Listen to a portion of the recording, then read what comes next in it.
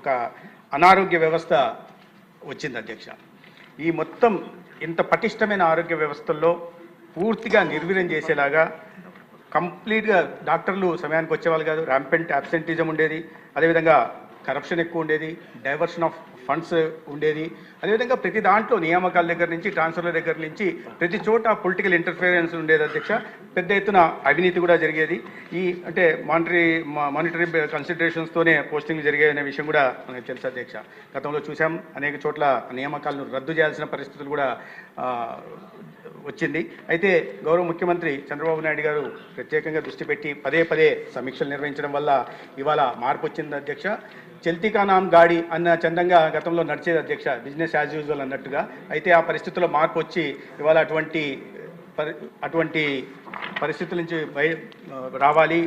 ఎటువంటి ఉదాసీనతను కూడా ఉపేక్షించము, అందరూ కూడా జవాబుదారీతనంతో పారదర్శకంగా పనిచేయాలి అని వారు నిర్దేశించిన మీదట ఒక స్ట్రిక్ట్ మానిటరింగ్ మెకానిజం కూడా అటెండెన్స్ విషయంలో కానీ ఇతరత్ర ప్రోగ్రాంల విషయంలో కూడా తీసుకురావడం వల్ల ఇవాళ ఒక మార్పు కనిపిస్తుంది అధ్యక్ష. ఈ మార్పు గురించి ప్రధానంగా చెప్పాల్సింది ఏంటంటే, నేషనల్ హెల్త్ మిషన్ ద్వారా 40 రకాల ప్రోగ్రాంలు ఏవైతే ఉన్నాయో ఆ ప్రోగ్రాంలకి గత ఒక సంవత్సరంలో పనితీరుకు, ఎన్డీఏ ప్రభుత్వం పనితీరు కారణంగా కేంద్ర ప్రభుత్వం మెచ్చి ఒక 100 కోట్ల పర్ఫార్మెన్స్ ఇన్సెంటివ్స్ కూడా ఇవ్వడం జరిగింది అధ్యక్ష. దీన్ని నేను ఎందుకు చెప్తున్నానంటే, 100 కోట్లు అనేది పెద్ద మొత్తం కాకపోవచ్చు, కానీ ఈ ఏనాడు లేని విధంగా ఇవాళ ఒక సంవత్సరంలోనే performance incentive government of India ద్వారా తీసుకోవడం గొప్ప విషయం అధ్యక్ష. అయితే ఈ ప్రధాన ఇండికేటర్స్ ఏవైతే ఉన్నాయో మార్పు గురించి నేను మాట్లాడాను, ఆ క్వాలిటేటివ్ క్వాంటిటేటివ్ చేంజెస్ గురించి చెప్పాను. దాంట్లో ప్రధానంగా ఏంటంటే అధ్యక్ష, డాక్టర్లు ఇవాళ అటెండెన్స్ 8% పెరిగింది అధ్యక్ష సంవత్సర కాలంలో మనం తీసుకున్న నిర్ణయాల వల్ల. అదేవిధంగా ఓపీ సర్వీస్ కూడా 8% పెరిగాయి, అదేవిధంగా ఐపీ సర్వీస్ కూడా 7% పెరిగాయి, డయాగ్నోస్టిక్ పరీక్షలు నిర్వహించడం 7.2%కు పెరిగింది. అదేవిధంగా అనేక రకాలు కూడా ఎన్టీఆర్ వైద్య సేవలు కూడా 7% అడ్మిషన్స్ పెరిగాయి. అదేవిధంగా ఎక్స్పెండిచర్ కూడా 8% పెరిగింది. అదేవిధంగా ప్రధానంగా మెటర్నల్ మార్టాలిటీ రేటు కూడా ఇవాళ 38.8% తగ్గి 30కి వచ్చింది అధ్యక్ష. మనము సస్టైనబుల్ ఎస్డీజీ గోల్స్లో అందుబాటులోకి వచ్చాయి, దానికన్నా మన టార్గెట్ కన్నా చాలా తక్కువగా ఉన్నాం అధ్యక్ష. అదేవిధంగా అండర్ 5 మార్టాలిటీ రేటు కూడా 100,000 లైబర్స్కి 2019లో 31 నుంచి ఇవాళ 1021 తగ్గాం అధ్యక్ష. ఇది కూడా ఒక ప్రధానంగా మనం చెప్పాలంటే ఒక అచీవ్మెంట్గా చెప్పుకోవాలి అధ్యక్ష. అదేవిధంగా ఈ అనీమియా ముక్త భారత్ మీద ప్రధానంగా దృష్టి పెట్టడం వల్ల ఇవాళ 90% చిల్డ్రన్, 95% అడల్సెంట్లో ప్రెగ్నెంట్ ఉమెన్లో కానీ ఇవాళ ఐరన్, ఫోలిసిక్ యాసిడ్ సప్లిమెంట్స్ కూడా రాష్ట్ర వ్యాప్తంగా ఇస్తున్నాం అధ్యక్ష. ఎందుకంటే అనీమియా ముక్త భారత్ నిర్మించాలనే లక్ష్యం కేంద్ర ప్రభుత్వం నిర్దేశించి దానికి అనుగుణంగా చేస్తున్నాం. అదేవిధంగా ఎయిడ్స్ కంట్రోల్ విషయంలో కూడా మన స్టేట్ మిగతా రాష్ట్రాల కన్నా కాస్త ముందుంది అధ్యక్ష.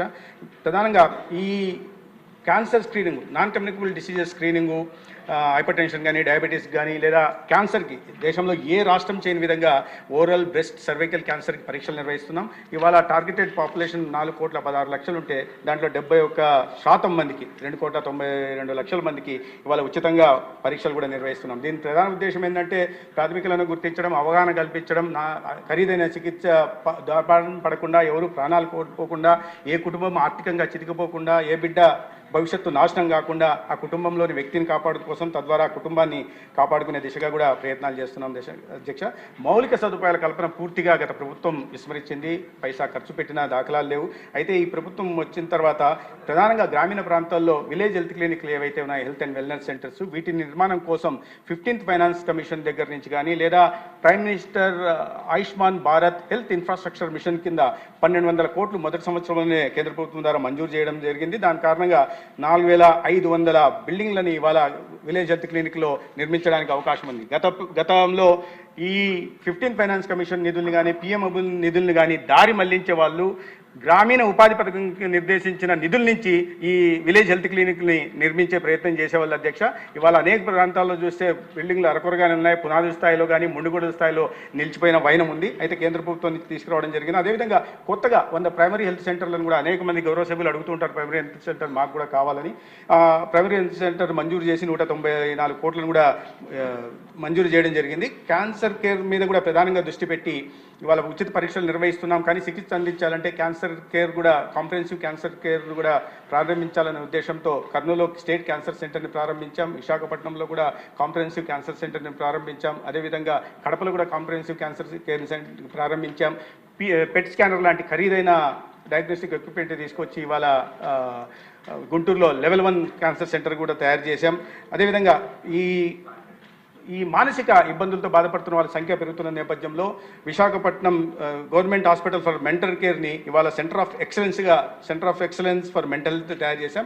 దానిలో ఒక 30 సీట్లు సైక్రాట్రీ సీట్లు కూడా ఇవాళ వచ్చే సంవత్సరం నుంచి ప్రారంభించే దిశగా ప్రయత్నాలు పెట్టున్నాం అధ్యక్ష. అదేవిధంగా ఈ క్రిటికల్ కేర్ బ్లాక్లను 600 కోట్లతో గౌరవ శాసనసభ్యులు ఇక్కడ గౌరవ మంత్రివర్యులు ఉన్నారు. తెనాలిలో కూడా 100 పడకల క్రిటికల్ కేర్ బ్లాక్ని నిర్మాణం జరుగుతూ ఉంది అధ్యక్ష. 14 క్రిటికల్ కేర్ బ్లాకులు ఇప్పటికే పూర్తయ్యే దిశకు వచ్చాయి. అదేవిధంగా 14 క్రిటికల్ కేర్ బ్లాక్లను ఇవాళ PM అభిమ్ కింద కొత్తగా మంజూరు చేయడం జరిగింది. వాటిని కూడా ఇవాళ 600 కోట్లతో రాష్ట్ర వ్యాప్తంగా ప్రారంభించడం, భూమి పూజ చేసి వచ్చే సంవత్సరానికి అంతా పూర్తి చేయాలని ఒక ప్రధాన లక్ష్యంగా పెట్టించుకున్నాం అధ్యక్ష. ఇటీవలే రాయచోటిలో కూడా ఒకదానికి భూమి పూజ కూడా వేయడం జరిగింది. గౌరవ మంత్రివర్యులు కూడా ఇక్కడే ఉన్నారు. అదేవిధంగా 30 పాయింట్ యాక్షన్ ప్లాన్ తీసుకొచ్చి ఈ ఆసుపత్రుల అటెండెన్స్ విషయంలో కానీ, లేక మౌలిక సదుపాయాల కల్పలో కానీ, లేదా ఈ డయాగ్నోస్టిక్ ఆడిట్ చేయడం కానీ, లేదా నియామకాల విషయంలో కానీ HR ఆడిట్ కానీ చేసి తగిన విధంగా వాటిని ఖాళీలను గ్యాప్స్ను భర్తీ చేసే ప్రయత్నం చేస్తున్నాం అధ్యక్ష. ఇంకా 3 సిటీ డయాగ్నోస్టిక్ సెంటర్స్ని కూడా విశాఖపట్నం, విజయవాడ, తిరుపతిలో కూడా ప్రారంభిస్తున్నాం అధ్యక్ష. ఇవన్నీ చెప్పుకుంటూ పోతే చాలా పెద్ద లిస్ట్ ఉంది ఈ సంవత్సర కాలంలో చేసినవన్నీ. కానీ ప్రధానంగా చెప్పాల్సింది ఏంటంటే యూనివర్సల్ హెల్త్ కవరేజ్ తీసుకురావడం జరిగింది అధ్యక్ష. గతంలో 5 లక్షల వరకు మాత్రమే ఆరోగ్యశ్రీ ద్వారా సేవలు అందిస్తుంటే ఇవాళ ఎన్టీఆర్ వైద్య సేవ ట్రస్ట్ ద్వారా, డాక్టర్ ఎన్టీఆర్ వైద్య సేవ ట్రస్ట్, అదే హైబ్రిడ్ మోడ్లో ఒక ఎన్టీఆర్ వైద్య సేవ ట్రస్టు, అదేవిధంగా ప్రధానమంత్రి జన ఆరోగ్య యోజన, అదేవిధంగా ఇన్సూరెన్స్ అస్యూరెన్స్ మోడ్లో 25 లక్షల దాకా ఇవాళ 1,43,00,000 మంది కుటుంబాలకి 25 లక్షల దాకా నాణ్యమైన వైద్యాన్ని అందించడానికి స్కీమ్ తీసుకొస్తున్నాం. అది ఇప్పుడు తొందరలోనే RFP కూడా వస్తుంది అధ్యక్ష. అదేవిధంగా 20 లక్షల APL కుటుంబాలని కూడా 2.5 లక్షల దాకా ప్రభుత్వమే చెల్లించి హెల్త్ ఇన్సూరెన్స్ కూడా ఇస్తుంది అధ్యక్ష. దీన్ని కూడా ప్రధానంగా చెప్పుకోవాల్సిన 1,43,00,000 BPL కుటుంబాలకి 25 లక్షల దాకా, 20 లక్షల APL కుటుంబాలకి 2.5 లక్షల దాకా కూడా రాష్ట్ర ప్రభుత్వమే భరించి ఇవాళ నాణ్యమైన వైద్యాన్ని అందించాలా. 3,257 ప్రొసీజర్లలో దాదాపు 2,700 నెట్వర్క్ హాస్పిటల్స్లో, అదేవిధంగా ప్రధానంగా గవర్నమెంట్ హాస్పిటల్స్లో కూడా నాణ్యమైన చికిత్సలు అందించాలనే దిశగా కూడా గౌరవ ముఖ్యమంత్రి గారి ఆదేశాల మేరకు తీసుకోవడం జరిగింది అధ్యక్ష. ఇకపోతే ఇవాళ ఇవన్నీ రకరకాలు జరుగుతున్నాయి, కానీ ప్రధానంగా కొన్ని అసత్య ప్రచారాలు జరుగుతున్నాయి అధ్యక్ష రాష్ట్రంలో. ప్రతిరోజు మనం చూస్తే అబద్ధాలు చెప్పడమే అలవాటుగా మారిన 5 సంవత్సరాలు అబద్ధాలనే ఆలంబనగా తయారు చేసుకొని పరిపాలన సాగించిన, అధికారంలోకి రావడానికి కూడా ముందు అబద్ధాలనే అంటే గొడ్డలిపోటుని గుండెపోటుగా చిత్రీకరించి ప్రజల్ని నమ్మించే ప్రయత్నం చేసిన, గుండెలు తీసిన బంటులు ఏ రకంగా అసత్య ప్రచారాలు చేస్తారో నేను కొత్తగా చెప్పనవసరం లేదు అధ్యక్ష, తమరికి కూడా అనుభవంలో ఉన్న విషయమే. అటువంటి వారు ఇవాళ అసత్య ప్రచారాలు చేస్తున్నారు. మెడికల్ కాలేజీలను అమ్మేస్తున్నారు, ప్రైవేటీకరణ చేస్తున్నారు, లేదా వంది మాదకలకు ఇచ్చేస్తున్నారు అని అసత్య ప్రచారాలు చేస్తున్నారు అధ్యక్ష. వాస్తవాలు ఏంటంటే అధ్యక్ష, కేంద్ర ప్రభుత్వం ప్రతి జిల్లాకి, నరేంద్ర మోడీ గారి ఆలోచన మేరకు ప్రతి జిల్లాకి ఒక మెడికల్ కాలేజ్ ఉండాలా, నాణ్యమైన వైద్య సేవలు అందాలనే ఉద్దేశంతో అది ప్రైవేట్ కానీ ప్రభుత్వ కళాశాల కానీ నిర్మాణం కావాలని 17 కళాశాలల్ని 2020లో ఆంధ్రప్రదేశ్ కూడా మంజూరు చేయడం జరిగింది అధ్యక్ష. దానికి మొత్తం 17 కళాశాలల్లో 11 కళాశాలలు నబార్డు ద్వారా ఫైనాన్షియల్ టైఅప్ ఉంది. 3 కళాశాలలకి సెంట్రలీ స్పాన్సర్ స్కీమ్ కింద Paderu, Machilipatnam, Piduguralla centrally sponsor scheme కింద గుర్తించడం జరిగింది.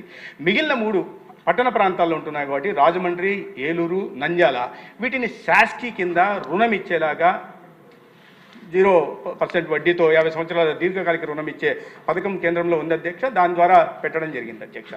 ఈ 4 సంవత్సరాల్లో అధ్యక్ష, ఖచ్చితంగా 4 సంవత్సరాల్లో కళాశాలల నిర్మాణానికి 8,480 కోట్లు ఖర్చు పెట్టాల్సి వస్తే గత ప్రభుత్వం 4 సంవత్సరాల్లో 1,550 కోట్లు మాత్రమే ఖర్చు పెట్టింది అధ్యక్ష.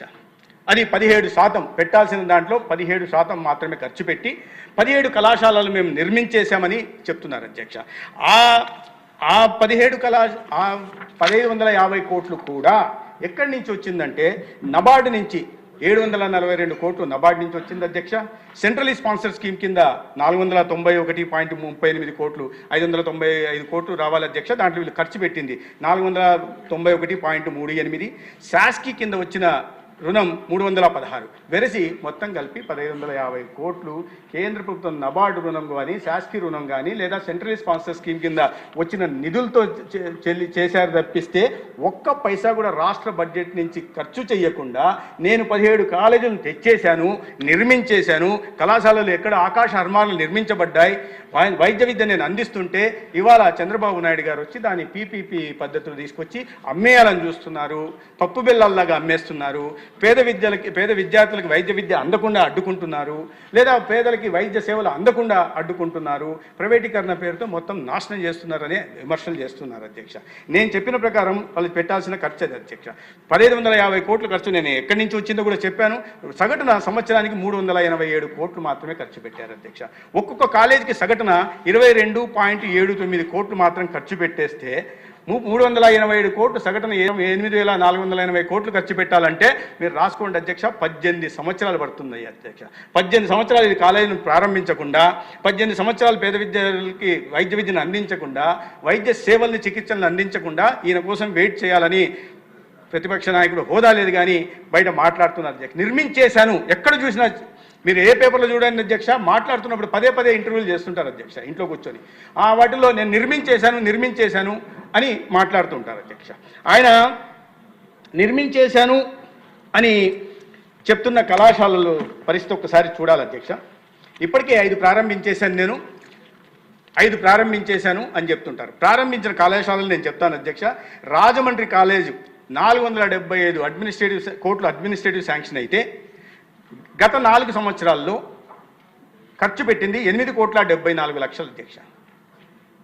475 కోట్లు అయితే 81.74 కోట్లు ఖర్చు పెట్టి అరకొర వసతులతో కళాశాలలు కూడా ప్రారంభించేశారు అధ్యక్ష. రంగులేయడం అంటే చాలా ఇష్టమైన పని కదా, రంగులేసేశారు, ప్రారంభించారు అధ్యక్ష. కానీ మన ప్రభుత్వం ఒక్క సంవత్సరంలోనే 4 సంవత్సరాల్లో 81.7 అంటే సగటున 20 కోట్లు మాత్రమే కళాశాలకు ఖర్చు చేస్తే కూటమి ప్రభుత్వం చంద్రబాబు నాయుడు గారు, పవన్ కళ్యాణ్ గారి నాయకత్వంలో ఒక్క సంవత్సరంలోనే 53.73 రాజమండ్రి కళాశాలలో మౌలిక సదుపాయాల కల్పన మీద ఖర్చు పెట్టిందంటే చిత్తశుద్ధి గత ప్రభుత్వానికి ఉందా, ఇప్పుడు చంద్రబాబు నాయుడు గారి హయాంలోని ఎన్డీఏ ప్రభుత్వానికి ఉందా అని నేను ప్రశ్నిస్తున్నా. ధైర్యం ఉంటే ఇక్కడికి వచ్చి సమాధానం చెప్పాలి. అడిగాను అధ్యక్ష, బహిరంగ సభలు రండి, హౌస్లో కూర్చుందాం, మాట్లాడదాం. మీ వాదనలో పస ఉంటే, మీ వాదనలో నిజాయితీ ఉంటే హౌస్లోకి రండి, అందరి ఎదురుగా చర్చ పెట్టండి. షార్ట్ డ్యూరేషన్ ఇప్పుడు పెట్టారు కదా అధ్యక్ష, వచ్చి నిజాలు చెప్పండి, వాస్తవాలు ప్రజలు చెప్పండి, ప్రజలు అర్థం చేసుకుంటారు. అలా కాకుండా వారు వేరే రకంగా చేస్తుంటారు అధ్యక్ష. ఏలూరుకి 136 కోట్లు గత 4 ఏళ్లలో ఖర్చు పెడితే ఒక్క సంవత్సరంలోనే 53.64 కోట్లు మనం ఖర్చు పెట్టాం అధ్యక్ష. నంద్యాల 475 అడ్మినిస్ట్రేటివ్ శాంక్షన్ పెట్టింది 75 కోట్లు మాత్రమే. ఒక్క సంవత్సరంలో 4 ఏళ్ళలో 75 కోట్లు పెడితే ఒక సంవత్సరంలో 57.66 కోట్లు కూటమి ప్రభుత్వం ఖర్చు పెట్టింది. ఇవన్నీ అయిపోయిన కళాశాల అధ్యక్ష. మచిలీపట్నం 550 కోట్లు అడ్మినిస్ట్రేటివ్ శాంక్షన్, ఖర్చు పెట్టింది 206.11 మనం పెట్టింది 86.32 అధ్యక్ష. మీకు ఆశ్చర్యం అనిపించచ్చు, 206 కోట్లు ఖర్చు పెట్టారు కదా జగన్మోహన్ రెడ్డి గారు, ఎంత చిత్తశుద్ధి అని. కాదు అధ్యక్ష, దీంట్లో సెంట్రల్ స్పాన్సర్ స్కీమ్ ఉంది కాబట్టి నరేంద్ర మోడీ గారి ప్రభుత్వం ఇచ్చిన 195 కోట్లు కలిపితే తర్వాత అది 206 కోట్లకు పోయింది అధ్యక్ష. లేకపోతే విజయనగరం కూడా అదే పరిస్థితి అధ్యక్ష. అడ్మినిస్ట్రేటివ్ శాంక్షన్ ఇచ్చింది 500 కోట్లు, ఖర్చు పెట్టింది 110 కోట్లు, 73,37,00,000 మనం ఈ సంవత్సరంలో ఖర్చు పెట్టాం అధ్యక్ష. ఇంకా దాని తర్వాత 10 కాలేజీలు, ఇప్పుడు 10 కాలేజీలో 4 కాలేజీలు పీపీపీ కోసం ఆర్ఎఫ్ ఇవ్వడం జరిగింది అధ్యక్ష. ఇంకా 6 కాలేజీలకి వచ్చే నెల ఇవ్వబోతున్నాం. పిడుగురాల సెంట్రల్ స్పాన్సర్ స్కీమ్ ఉంది కాబట్టి దాన్ని ఒకసారి ముఖ్యమంత్రి గారి దృష్టికి తీసుకొచ్చి దాని మీద నిర్ణయం పీపీ బోర్డులో పోవాలా లేదా ప్రభుత్వమే దాన్ని నిర్వహించాలనే విషయాన్ని ముఖ్యమంత్రి గారితో చర్చించి తీసుకుంటాం అధ్యక్ష. ఇవాళ చాలామంది నన్ను నారాయణ రెడ్డి గారు కూడా ఉదయం అడుగుతూ ఉన్నారు అధ్యక్ష, ఈ 10 కాలేజీలు ఏదో పీపీపీ మోడ్లో పోతున్నాయట కదా ఏంటి అని. నేను చెప్తాను అధ్యక్ష. మార్కాపురం 475 కోట్లు అడ్మినిస్ట్రేటివ్ శాంక్షన్ ఇస్తే అధ్యక్ష, ఖర్చు పెట్టింది 4 ఏళ్లలో 46.26 అధ్యక్ష. 7% ఖర్చు పెట్టారు అధ్యక్ష, 7%. కూటమి ప్రభుత్వం ఒక్క సంవత్సరంలోనే 25.34. ఈ మొత్తం వెరిసి అధ్యక్ష 13,35,000 చదరపు అడుగుల నిర్మాణం కళాశాలకు కాలేజీకి కానీ ఆసుపత్రికి కానీ బాయ్స్ హాస్టల్కి కానీ గర్ల్స్ హాస్టల్కి కానీ ఇతర భవనాలకు నిర్మించాల్సి ఉంటే ఇప్పటిదాకా ఈ మొత్తం మనం ఇచ్చిన మొత్తం ఖర్చుతో ఇప్పటిదాకా పూర్తయింది 3,61,00,000 చదరపు అడుగులు అధ్యక్ష. 13,35,000 చదరపు అడుగుల నిర్మాణం పూర్తి కావాల్సి వస్తే అయ్యింది 3,61,000 అధ్యక్ష. కళాశాలలు పూర్తి చేశాము. ఆడ కళాశాలలు విద్యార్థులు ఆకాశ హర్మాలు ఎక్కడున్నాయో మరి నాకు నారాయణ రెడ్డి గారు ఉన్నారో లేదో మార్కాపురం వెళ్ళి చూశారు కాబట్టి వారు చెప్తే బాగుంటుంది అధ్యక్ష. ఇక రెండో కాలేజ్ మదనపల్లి కాలేజ్ అధ్యక్ష. మదనపల్లిలో నేను చిన్నప్పుడు చదివాను అధ్యక్ష. మదనపల్లి అంత చరిత్ర నాకు తెలుసు. అక్కడ నాయకులు కొత్తగా వచ్చిన నాయకుల చరిత్ర కూడా నాకు తెలుసు అధ్యక్ష. 475 కోట్లు అడ్మినిస్ట్రేటివ్ శాంక్షన్ అయితే 28,54,00,000 మాత్రమే ఖర్చు పెట్టారు. కూటమి ప్రభుత్వం ఒకే సంవత్సరంలో 43,40,43,48,45,00,000 ఖర్చు పెట్టింది అధ్యక్ష. ఇక నిర్మాణం జరగాల్సిన 14,37,000 చదరపు అడుగులు అయితే 2,23,000 చదరపు అడుగులు మాత్రమే నిర్మాణం జరిగింది అధ్యక్ష. 15% బిల్డింగ్ కట్టి అధ్యక్ష, ఎవరన్నా ఒక ఇల్లు కట్టుకుంటే 1000 చదరపు అడుగులు ఇల్లు నిర్మాణం చేసుకోవాలనుకుంటే ఒక బాత్రూము ఒక గోడ కట్టుకొని ఇంట్లోకి గృహప్రవేశం చేస్తాడు అధ్యక్ష. ఎందుకు చేయలేదని ప్రశ్నిస్తారు అధ్యక్ష. నువ్వు చేయాల్సింది 14,37,000 చదరపు అడుగులు నిర్మాణం చేయాల్సి వస్తే దాంట్లో 15% 2,23,000 చదరపు అడుగులు మాత్రం చేసి ఎందుకు మీరు కళాశాలలు ప్రారంభించలేదు, ఎందుకు కళాశాలలు ప్రారంభించలేదు? అద్భుతమైన భవనాలు నిర్మించేశాం, ఒక్కొక్కటి స్కై స్కేపర్స్ నిర్మించేశాం, దాని పైకి ఎక్కితే ఇక్కడి నుంచి హైదరాబాద్ కనిపిస్తుంది అన్నట్టు మాటలు చెప్తున్నారు అధ్యక్ష. వాస్తవాలు మాత్రం వేరేగా ఉన్నాయి అధ్యక్ష. షాజహాన్ బాషా గారు చూసుకోవాలి ఇక్కడ గౌరవ శాసనసభ్యులు. తర్వాత ఆదోని అదే అధ్యక్ష డాక్టర్ పార్థసారథి గారు 475 కోట్లు ఖర్చు పెట్టాల్సి వస్తే 47,59,00,000 ఖర్చు పెట్టారు. 30,74,00,000 మన ప్రభుత్వం ఖర్చు పెట్టింది. 13,71,000 చదరపు అడుగుల నిర్మాణం చేయాల్సి వస్తే 2,97,00,000 చదరపు అడుగుల నిర్మాణం మాత్రమే జరిగింది అధ్యక్ష. తర్వాత అమలాపురం అధ్యక్ష 475 ఆనందరావు గారు 475 కోట్లు ఖర్చు పెట్టాలా, పెట్టింది 60,85,00,000. మన ప్రభుత్వం దానికన్నా ఎక్కువ ఒక సంవత్సరంలోనే 4 సంవత్సరాలు 60,85,00,000 అయితే 63,89,00,000 ఖర్చు పెట్టాం. 11,98,000 చదరపు అడుగుల నిర్మాణం చేయాల్సి వస్తే జరిగిన నిర్మాణం 2,52,000 కోట్లు మాత్రమే అధ్యక్ష. బాపట్ల నరేంద్ర వర్మ గారు మరీ దారుణమైన పరిస్థితి అధ్యక్ష. 5,500 కోట్లకు అడ్మినిస్ట్రేటివ్ శాంక్షన్ ఇచ్చారు. దాంట్లో 505 కోట్లకి క్షమించాలి అధ్యక్ష. మీరు చాలా అలర్ట్గా ఉన్నారు, ధన్యవాదాలు అధ్యక్ష. దాంట్లో ఇప్పుడు 22 కోట్లు మాత్రమే ఖర్చు పెడితే మనం వచ్చి బిల్లులు కట్టాల్సిన 67. కానీ అక్కడ పరిస్థితి చూస్తే అధ్యక్ష ఆ కళాశాల పునాదుల్లో ఉంటుంది అధ్యక్ష. ఇలా ఉంటుంది అధ్యక్ష. దాన్ని వెళ్ళి సెల్ఫీలు తీసుకుంటున్నారు అధ్యక్ష. చాలా సంతోషం అధ్యక్ష. అదేవిధంగా మిగతా కాలేజీలు అదే అధ్యక్ష. పెనుగొండ డాక్టర్ సవితమ్మ గారు అడుగుతూ ఉంటారు, మా సోదరి ఏమైందన్నా అని అడుగుతుంటారు. అక్కడ అదే పరిస్థితి. 475 కోట్లు ఖర్చు పెట్టాల్సి వస్తే పెట్టింది 18,79,00,000. మనం దానికి రెట్టింపుగా దాదాపు 38 కోట్లు ఖర్చు పెట్టాం. 13,58,000 చదరపు అడుగులు నిర్మాణం జరగాల్సి ఉంటే 1,65,000 చదరపు అడుగులు మాత్రమే నిర్మాణం జరిగింది అధ్యక్ష. గౌరవ అధ్యక్షులు ఇప్పుడు లేరు అధ్యక్ష. గౌరవ అధ్యక్షులు నియోజకవర్గం నర్సీపట్నంలో అధ్యక్ష 500 కోట్లతో అడ్మినిస్ట్రేటివ్ శాంక్షన్ అధ్యక్ష. నిర్మాణం ఖర్చు పెట్టింది 10,75,00,000 అధ్యక్ష. మనం వచ్చి 13,60,00,000. నిర్మాణం అయింది 89,000 చదరపు అడుగుల అధ్యక్ష. 12,20,000 చదరపు అడుగుల నిర్మాణం కావాల్సి వస్తే దాంట్లో కేవలం 89,000 చదరపు అడుగుల నిర్మాణం మాత్రమే జరిగింది.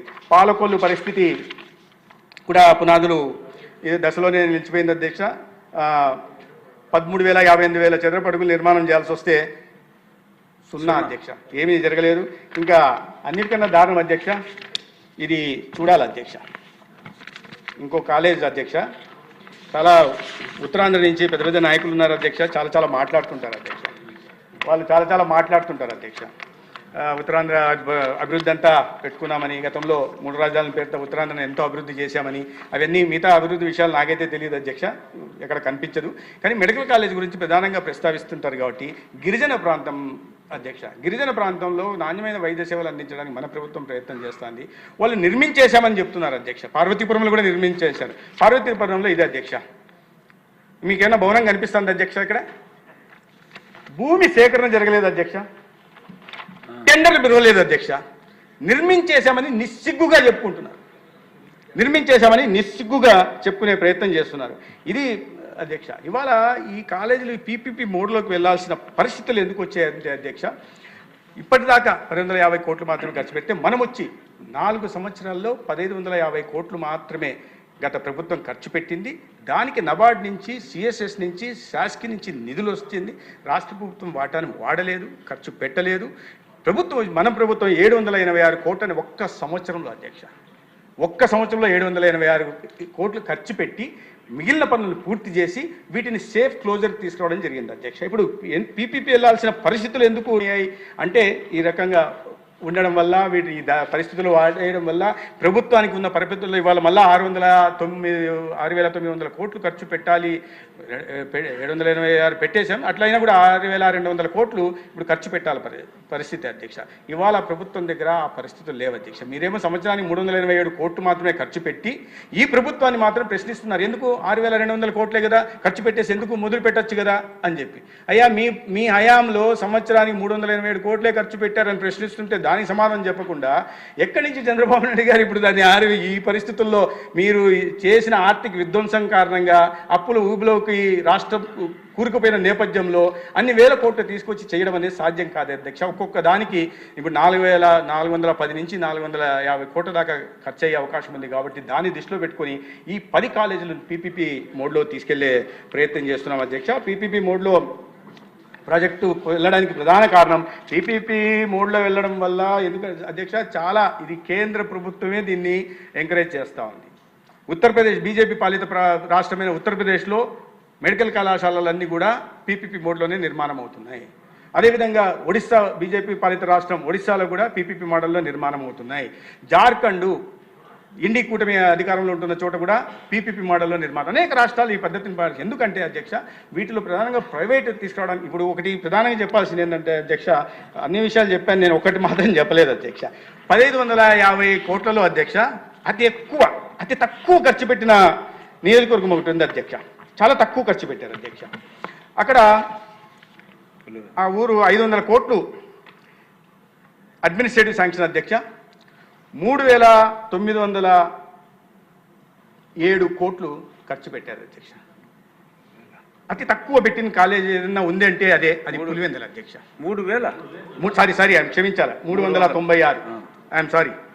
అడ్మినిస్ట్రేటివ్ శాంక్షన్ 500 అయితే అంటే పులివెందుల గురించి చెప్పాల్సి వస్తే నాకు మొన్న మదనపల్లికి పోయినప్పుడు ఒక అబ్బాయి అడుగుతుంటే చెప్పాను అధ్యక్ష, నేను ఇక్కడ ఎంత ఖర్చు పెట్టారు అక్కడ అంటే చెప్పా, పులివెందులు 400 కోట్ల దాకా ఖర్చు పెట్టారయ్యా, ఇక్కడ మాత్రం కేవలం 40 కోట్లే ఖర్చు పెట్టారు. సరే పులివెందులే పూర్తి కాలేదు, ఇక్కడ అంటే ఆయన డౌట్ వచ్చింది. అదేంటి ముఖ్యమంత్రి అంటే మొత్తం రాష్ట్రం అంతా అన్ని కళాశాలను ఒకే రకంగా చూడాలి కదా, ఆయన నియోజకవర్గంలో 400 కోట్లు ఖర్చు పెట్టేసుకుని పక్కనున్న మదనపల్లిలో 40 కోట్ల ఖర్చు పెడుతుంటే ఆయన పులివెందులకు ముఖ్యమంత్రా లేదా ఆంధ్ర రాష్ట్రానికి ముఖ్యమంత్రిగా పనిచేశారని విద్యార్థి అడిగితే నేను సమాధానం చెప్పలేకపోయాను అధ్యక్ష. అది పరిస్థితి.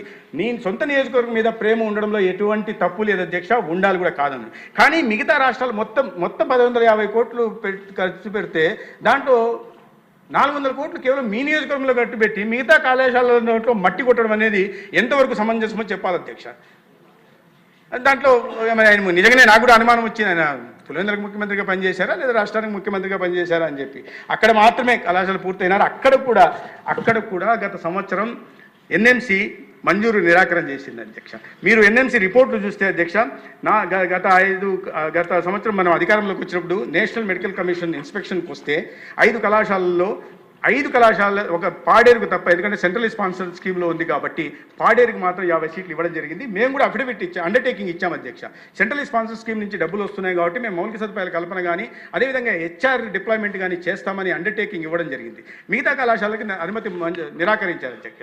పులివెందులకి అడక్వేట్ అన్ని ఏది చూసినా college infrastructure adequate, availability of equipment adequate, hostel facility adequate, skill lab adequate, teaching lab adequate, అన్ని అడక్వేట్గా ఉంటే మరి ఎందుకు ఎన్ఎంసీ అనుమతి నిరాకరించిందంటే అధ్యక్ష, ఫ్యాకల్టీ అక్కడ 47.5% డెఫిషియన్సీ ఉంది అధ్యక్ష. 50% బోధనా సిబ్బంది డెఫిషియన్సీ ఉంటే నాణ్యమైన వైద్య విద్యను అందించడం సాధ్యం కాబట్టి మీరు వెంటనే నియమించగలరా, ఈ మిగిలిన గ్యాప్స్ కూడా పూర్తి చేయగలరా, హాస్టల్ అరకొరగా నిర్మించారు వాటిని పూర్తి చేయగలరా అని ఎన్ఎంసీ అడిగింది. మేము అండర్టేకింగ్ ఇవ్వడానికి 2 నెలల కాలంలో ఇవన్నీ పూర్తి చేయాలంటే చేయలేని పరిస్థితులు అంటే చంద్రబాబు నాయుడు గారు ఎన్ఎంసీకి లెటర్ రాశారు అని చెప్తారు అధ్యక్ష. వాళ్ళు ఎన్ఎంసీ వాళ్ళ ఇంత 50% ముఖ్యమంత్రిగా అప్పుడు ఉన్న వ్యక్తి ఫ్యాకల్టీ కూడా తెచ్చుకోలేని దౌర్భాగ్యకర పరిస్థితి ఆ రోజు ఉండేది అధ్యక్ష. ఇవాళ ఈ పీపీపీ మోడ్లో వెళ్ళడం వల్ల అధ్యక్ష, పీపీ మోడ్లో వెళ్ళడం వల్ల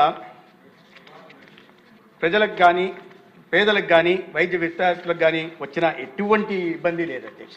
ఎందుకంటే అధ్యక్ష, ప్రైవేటు రంగం నుంచి ఇన్ఫ్రాస్ట్రక్చర్ ఎక్సలెన్స్ కానీ, ఆపరేషనల్ ఎఫిషియన్సీ కానీ, యాక్సెస్ టు ఎక్స్పర్టైజ్ కానీ, కాస్ట్ ఆప్టిమైజేషన్ కానీ, technology integration, HR development, scalability, తద్వారా ఒక నాణ్యమైన కళాశాలను నిర్మించి నాణ్యమైన ఆసుపత్రులను కూడా నిర్మించి వైద్య విద్యని, వైద్య చికిత్సల్ని అందించడానికి అవకాశం ఉంది అధ్యక్ష. గతంలో ప్రభుత్వం 420 సీట్లకు మాత్రమే వాళ్ళు నిర్మాణం తలపెడితే మేము పీపీపీలో 625 సీట్ల నిర్మాణానికి ఇవాళ పిలవడం జరిగింది అధ్యక్ష.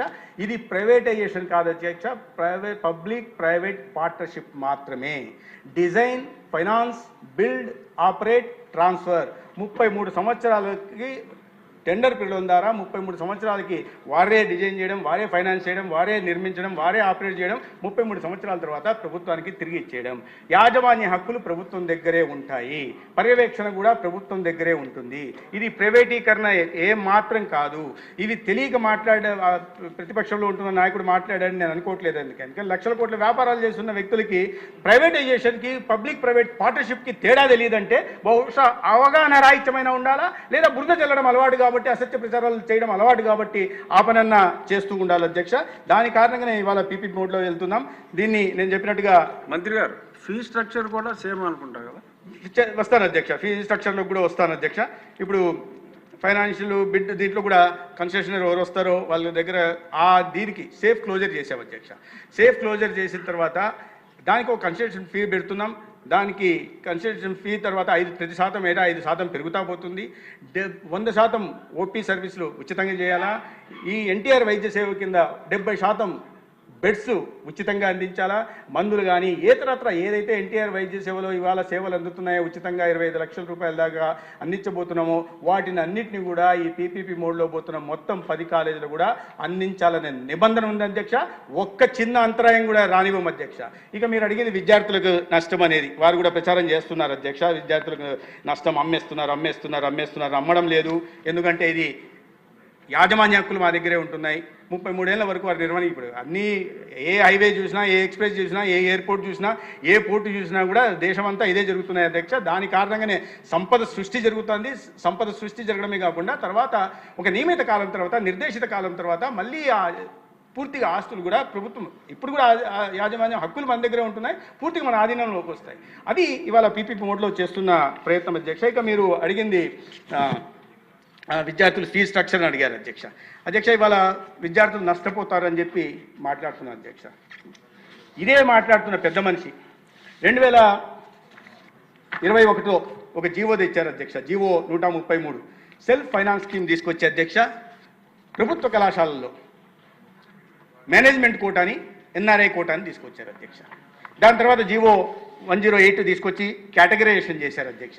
ఏది convener quota, management quota, NRI quota అని. దాని తర్వాత మళ్ళీ జీవో 108 తీసుకొచ్చి ఫీ స్ట్రక్చర్ కూడా తీసుకొచ్చారు అధ్యక్ష.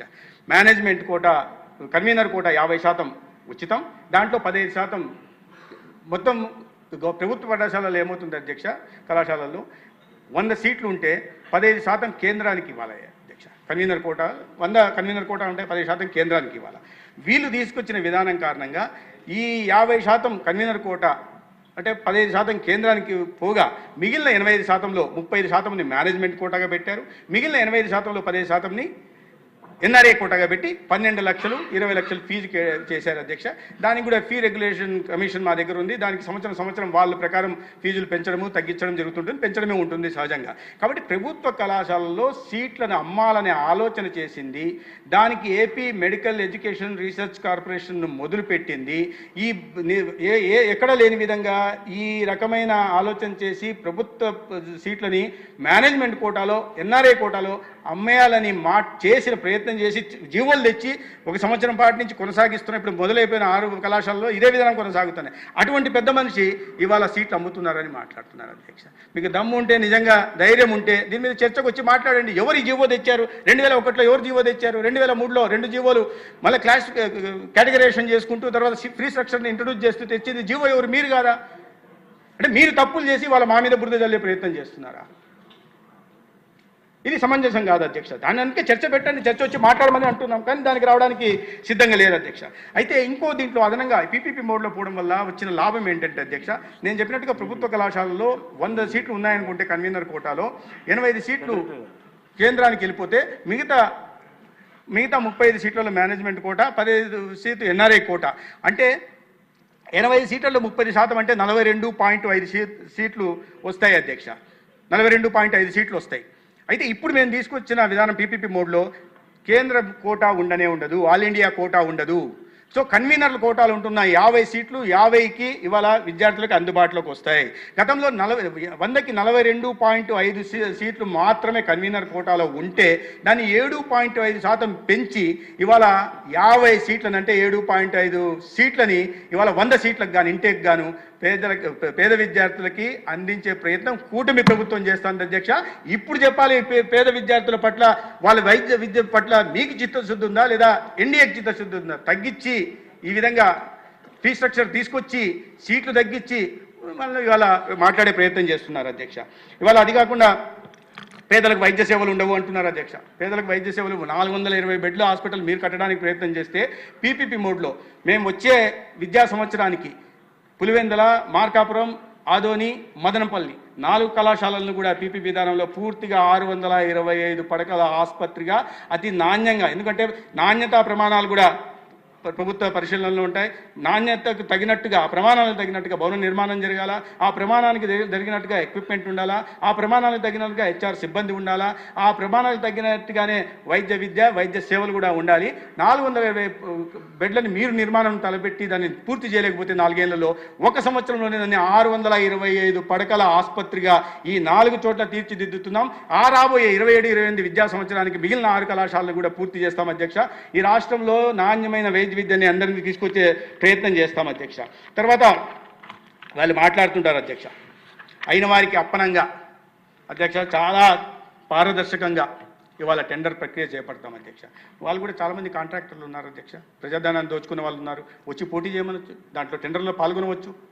వాళ్ళు కూడా కావాలంటే మీకు నిర్వహణ మీ దాంట్లో tender technical criteria, financial criteria మీరు కూడా మ్యాచ్ అవుతే మీరు కూడా వచ్చి చేసుకోండి. దీంట్లో ఎటు మీ హయాంలో జరిగినట్లు ఇసుకను దోచుకున్నట్టుగా లేదా మద్యాన్ని అడ్డం పెట్టుకుని దోచుకున్నట్టుగా, నింగి నేల నీరు నిప్పు గాలి ధూళి పంచభూతాలను దోచుకున్నట్టుగా మీ హయాంలో జరిగినట్టుగా కూటమి హయాంలో జరగదు అనే విషయాన్ని గుర్తుపెట్టుకోవాలి అధ్యక్ష. ఎటువంటి అవకతవకలకు ఆస్కారం లేకుండా చాలా పారదర్శకంగా ఈ టెండర్ల ప్రక్రియ చేపట్టడం జరుగుతుంది కాబట్టి దాంట్లో కూడా పస లేదు అధ్యక్ష. అదేవిధంగా సెల్ఫీలు తీసుకుంటున్నారు అధ్యక్ష. అందరిపై పులివెందుల దగ్గర తీసుకుంటున్నారు అధ్యక్ష. ఎందుకంటే పులివెందులు మాత్రం కొద్ది భవనాలు కనిపిస్తున్నాయి. కళాశాల పూర్తయింది, ఆసుపత్రి పూర్తయింది, హాస్టల్ పూర్తి కాల వేరే విషయం. కానీ పాలకొల్లుపై పునాదుల దగ్గర ఎవరు సెల్ఫీలు తీసుకోవట్లేదు అధ్యక్ష. బాపట్లపై పునాదుల దగ్గర ఎవరు సెల్ఫీలు తీసుకోవట్లేదు అధ్యక్ష. పెనుగొండలో ఒక భవనం 1 అంతస్తు నిర్మించారు, లేదా నర్సీపట్నంలో 1 అంతస్తు నిర్మించారు, ఎక్కడ సెల్ఫీలు తీసుకోవట్లేదు అధ్యక్ష. సెల్ఫీలు తీసుకుని వాటిని ఏ పేపర్లో ఎప్పుడు రాసినా ఎప్పుడు మాట్లాడినా ఆ ఫోటో మాత్రమే చూపిస్తుంటారు, పులివెందుల ఫోటో అని. మిగతా చోట్ల పరిస్థితి మేమంటున్నది అదే కదా. మీ నియోజకవర్గం మీద మీరు ప్రత్యేక దృష్టి పెట్టారు, ప్రత్యేక శ్రద్ధ పెట్టారు, నిధులన్నీ అక్కడికే మళ్ళించి నిర్మించారు. మిగిలిన 16 ప్రాంతాల్లో బీసీలు కానీ, ఎస్సీలు కానీ, గిరిజన ప్రాంతాల్లో ఎస్టీలు ఉంటున్న పార్వతీపురం, నర్సీపట్నంలో ఎందుకు మీకు పేద విద్యార్థులకు అందించాలనే ఆలోచన చేయకుండా ఇంత స్వార్థపూర్తంగా ఎందుకు వివరించారని మేము ప్రశ్నించాలనుకుంటే సభకు రాకుండా ఉంటున్నారు అధ్యక్ష. ఇవాళ తర్వాత కొత్తగా ఈ ప్రకారం ఆయనకు ఎక్కడ ఇది లేదు కాబట్టి కొత్తగా ఒక ఇది తీసుకొచ్చారు అధ్యక్ష.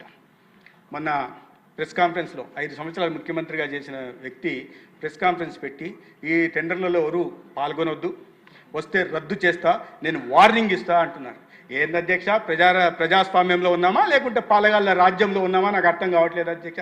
ఏంది అధ్యక్ష, రాష్ట్రం ఏమన్నా ఒక జాగీరా? ఎవరన్నా ఇష్టం వచ్చినట్టు మేము వస్తాం రద్దు చేస్తామంటే మీరు వస్తారో రాదో తెలియదు. 4 ఏళ్ళు మేము కళాశాలలు నిర్మించకుండా ఈ 11 కళాశాలలు నిర్మించకుండా ఇలాగే ఉండి పేదలకి వైద్య విద్య అందకుండా పేదలకు వైద్య సౌకర్యాలు అందించకుండా ఉండాలా? బెదిరించడం ఏంది అధ్యక్ష? టెండర్లు ఎవరు రావడానికి లేదు, రద్దు చేస్తాను అంటే దాన్ని బట్టి మీ చిత్తశుద్ధి అర్థమవుతుంది. మీరు NMC national medical commission norms ప్రకారము ఒక కళాశాల నిర్మించాలంటే 325 కోట్లు ఖర్చు అవుతుంది అనేది నామ్స్ ప్రకారం అధ్యక్ష. వీళ్ళు 500 కోట్ల నుంచి 600 కోట్లకు తీసుకెళ్లారు. అంటే దీని వెనకాల మతలబ్ ఏందో మరి నాకు అర్థం కాలేదు అధ్యక్ష. ఆ కమిషన్లు ఏమన్నా పోతాయని బాధలో ఉన్నారో ఏమో తెలియదు, కానీ అంత తీవ్రంగా స్పందించి టెండర్లు రద్దు చేస్తాం, రానివ్వము. మీరు ఈ 4 ఏళ్ల తర్వాత కాదు కదా, ఇంకో 40 ఏళ్ల తర్వాత కూడా అధికారంలో రారు, ప్రజలు మీ గురించి తెలుసుకున్నారనే విషయాన్ని అర్థం చేసుకోవాలి. కాబట్టి ఇట్లాంటి ఊకదంపుడు ఉపన్యాసాలకి తాటాకు చప్పులకి ఎన్డీఏ ప్రభుత్వంలో భయపడే వాళ్ళు ఎవరూ లేదు అధ్యక్ష. ప్రజలకు అంతా వాస్తవాలు తెలుసు అధ్యక్ష. తర్వాత ఇంకో విష ప్రచారం చేస్తున్నది ఏంటంటే అధ్యక్ష, ఇది చూడండి అధ్యక్ష, 10 ఏళ్ళు సీఎం, ఒక్క వైద్య కళాశాల తేలేదు, అది చంద్రబాబు ఘనత అధ్యక్ష. వీళ్ళు మరి ఏ లోకంలో ఉన్నారో ఏమో, అసలు తెలుసా లేదా వీళ్ళని ఎవరు గైడ్ చేస్తున్నారో ఏమో నాకు తెలియదు అధ్యక్ష. ఇక్కడ ఒక ప్రధాన విషయం చెప్పాలి అధ్యక్ష. చంద్రబాబు నాయుడు గారు 15 ఏళ్ళు సీఎం ఉన్నారు, ఒక్క వైద్య కళాశాల తేలేదు అని నిస్సిగ్గుగా ఈ పేపర్లో, అవినీతి పేపర్లో రాశారు అధ్యక్ష. వాస్తవాలు ఏంటంటే అధ్యక్ష, చంద్రబాబు నాయుడు గారంలో ఎన్డీఏ ప్రభుత్వం 2000-2004 ఉన్నప్పుడు 9 కళాశాలలు ఈ రాష్ట్రానికి వచ్చాయి అధ్యక్ష. చంద్రబాబు నాయుడు గారు ముఖ్యమంత్రిగా ఉన్నప్పుడు 2000 వాజ్పేయి గారు ప్రధానమంత్రిగా ఉన్నప్పుడు 9 మెడికల్ కాలేజ్, వైద్య ప్రైవేటు గవర్నమెంట్ సెక్టార్లో 9 మెడికల్ కాలేజీలు వచ్చాయి అధ్యక్ష. మళ్ళీ 2014-19 మధ్య అధికారంలో ఉన్నప్పుడు మళ్ళీ 6 కళాశాలలు వచ్చాయి అధ్యక్ష. ఇప్పుడు 2024 మళ్ళీ వచ్చిన తర్వాత 2 కళాశాలలు వచ్చాయి. వెరసి మొత్తం 17 వైద్య కళాశాలలు, మెడికల్ కాలేజీలు ఆంధ్రప్రదేశ్కి వచ్చాయి అధ్యక్ష. ఇది ఒక్క కాలేజీ రాలేదు. నేను మాత్రం 5 కాలేజీలు తెచ్చాను, 750 సీట్లు తెచ్చాను, 750 సీట్లు తెచ్చాను అంటున్నారు. ముఖ్యమంత్రి చంద్రబాబు నాయుడు గారు ముఖ్యమంత్రిగా ఉన్నప్పుడు అధ్యక్ష, మొత్తం రాష్ట్రంలో ప్రైవేటు ప్రభుత్వ కళాశాలల్లో వచ్చిన సీట్లు ఆయన హయాంలో 38,575. జగన్మోహన్ రెడ్డి గారు వినండి, గుర్తుపెట్టుకోండి. మీరు 5 సంవత్సరాల్లో కేంద్ర ప్రభుత్వ సహకారంతో కళాశాలలు నిర్మించకుండా పూర్తిగా విస్మరించి కేవలం 750 సీట్లు మాత్రమే అరకొర వసతులతో తెచ్చి నాణ్యమైన వైద్య విద్యకు రాష్ట్రంలో పేదలను దూరం చేశారు విద్యార్థుల్ని. కానీ చంద్రబాబు నాయుడు గారు 38,575 సీట్లు తేవడం జరిగింది అధ్యక్ష. దాని కారణంగా ప్రైవేటు ప్రభుత్వం 2 ఉన్నాయి అధ్యక్ష. దీంట్లో ప్రైవేటు ప్రభుత్వం లిస్టు కావాలంటే చదివి వినిపిస్తాను నేను. దాంట్లో 22 ప్రైవేటు కళాశాలల్లో కన్వీనర్ కోటా కింద 50% కన్వీనర్ కోటా కింద 22,575 ఉచిత సీట్లు వచ్చాయి అధ్యక్ష.